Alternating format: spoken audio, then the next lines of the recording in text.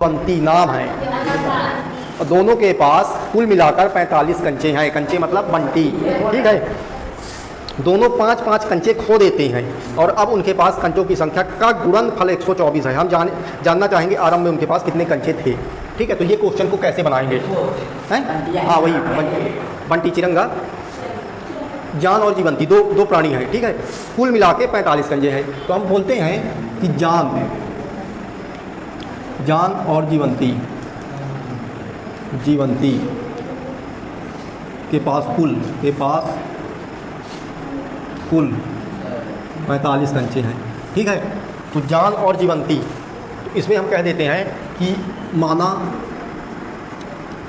John के पास x कंचे होंगे, x कंचे होंगे, ठीक है। तो x जॉन के पास हैं, तो जीवंती के पास कितने होंगे, x के टर्म में ही बताना है। जीवंती के पास कितने होंगे भाई, टोटल 45 हैं। जॉन के पास x हैं, तो 45 माइनस एक्स है ना, 45। जीवंती के पास क्या होंगे, 45 माइनस एक्स। तो ये दोनों चीज़ एक ही वेरिएबल के टर्म में आ गया, एक ही चर यूज हो रहा है। ऐसा क्यों किए, क्योंकि चर का गुणा जब कराएंगे तो एक्स स्क्वायर बन जाएगा, हमको द्विघात में लेके आना है। अब फिर आगे क्वेश्चन बोल रहा है कि अब उनके पास पहले क्या है, 5-5 कंचे खो दिए। अब दोनों ने 5-5 कंचे खो दिए, तो इसके पास एक्स थे, तो 5 कंचे खोने के बाद 5 कंचे 45 माइनस एक्स इसलिए होगा कि 45 टोटल कंचे थे, जॉन के पास एक्स कंचे थे, ठीक है।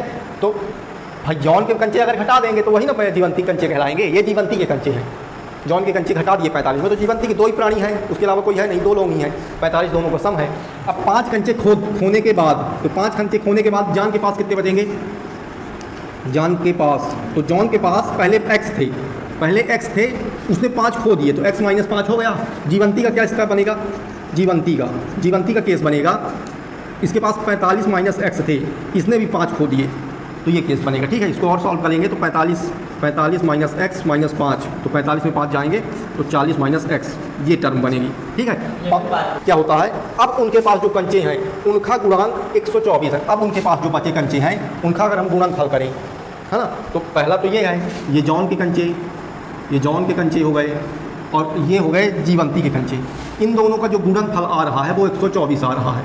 तो यहाँ से जब हल करेंगे तो हमको द्विघात समीकरण मिलेगा, फिर उसको हल करना पड़ेगा। तो ये x का इससे गुणा होगा तो 40x, x का इससे गुणा होगा तो एक्स स्क्वायर, यही एक्स स्क्वायर हमको चाहिए था एक ही टर्म में। ये -5 से होगा 200, है ना, 5 को 20, और ये होगा तो प्लस का 5x बराबर 124।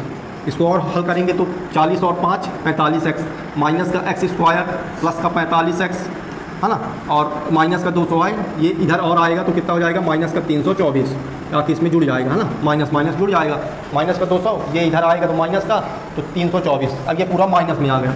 अब हम माइनस यहाँ से ले लेते हैं कॉमन, तो ये हो जाएगा एक्स स्क्वायर, ये माइनस इससे उभयनिष्ठ ले लिए तो ये माइनस जुड़ के फिर प्लस हो जाएगा, है ना, इसलिए फिर ये माइनस उभयनिष्ठ प्लस, यहाँ पे ये प्लस आ जाएगा क्योंकि माइनस अपन कॉमन ले लिए हैं। अब इस माइनस को अपन इक्वल के उधर भेज देंगे, तो 0 के उधर जाएगा तो कोई मतलब नहीं, मतलब ये माइनस खत्म, ये माइनस का काम ही खत्म कर दिए हम। ये हमारी इक्वेशन बन गई द्विघात समीकरण बन गया, ठीक है। अब इस द्विघात समीकरण को आपको हल करना है। हल करोगे x की 2 वैल्यू मिलेंगी। कैसे हल करोगे, वही मध्यपद विभक्त विधि। वैसे इस पार्ट में हमको 3 विधियाँ पढ़नी हैं। द्विघात समीकरण को हल करने की 3 विधियाँ पढ़ेंगे, हर प्रश्नावली में अलग अलग। अभी पहले मध्यपद विभक्त विधि पढ़ेंगे, फिर आगे अलग विधि आएगी, है ना, फिर श्रीधराचार्य विधि आएगी। तो 3 विधि हैं। अभी पहली विधि अपन जो पुरानी सीखे उसी से चलते हैं। तो मध्यपद विभक्त अपन क्या करते थे, मध्यपद में a और c का गुणांक करते थे, तो 1 गुणे 324 प्राप्त हुआ। 324 को ऐसा अपने को तोड़ना है, पागल हो गए क्या है, तो लग रही होगी ना उसको। 324 को अपने को तोड़ना है। कैसे तोड़ना है कि जो भी प्रोडक्ट वो मिले उसका योग माइनस का 45 आए और गुणनफल 324 आए। तो कैसे बनाओगे, जब ऐसा बड़े इक्वेशन आए तो इनका पहले प्राइम फैक्टराइजेशन कर लो, अभाज्य गुणनफल, ठीक है। 324 को अपन ब्रेक करते हैं, तो 2 एकम 2, 2 छक्का 12, 2 दूनी, है ना, 2 अट्ठे 16, 2 एकम 2, फिर कैसे जाएगा आप 3 से, पहले 3 से कर दो, 3 दूनी 6, 3 सतह 21, 3 नाम 27, 3 तिकाई 9, 3 एकम 3। अब ये आपके पास प्रोडक्ट है, अब इनसे कुछ ऐसा जोड़ के बना, ठीक है। 36 और 9 में आ जाएगा, 18 नहीं आ रहा, 36 और 9। दूसरी भी चीज़ देखना है ना कि -45 भी आना चाहिए, तो 36 और 9 में आएगा।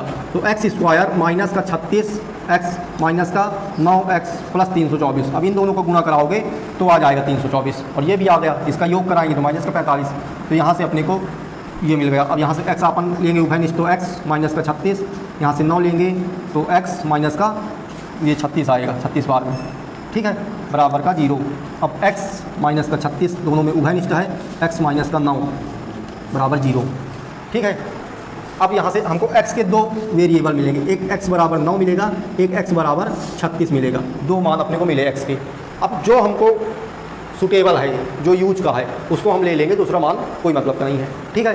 तो यहाँ पे क्वेश्चन में देखते हैं कि दोनों का योग, दोनों के पास कुल 45 कंचे थे। अगर हम x 9 मानते हैं कि इसके जॉन के पास 9 कंचे थे, तो इसके पास कितने बच जाएंगे? इसके पास अगर हम 9 कंचे मानेंगे तो इसमें 9 में 45 ये घट गया तो कितने बच गए? 36, ठीक है। तो 9 इसके पास, 36 इसके पास, दोनों के 5 घटा दो तो यहाँ से आएगा। अगर इसके 5 घटा देंगे तो ये 4 हो जाएगा, और इसके अगर 36 के 5 घटा देंगे तो कितने हो जाएंगे? 31।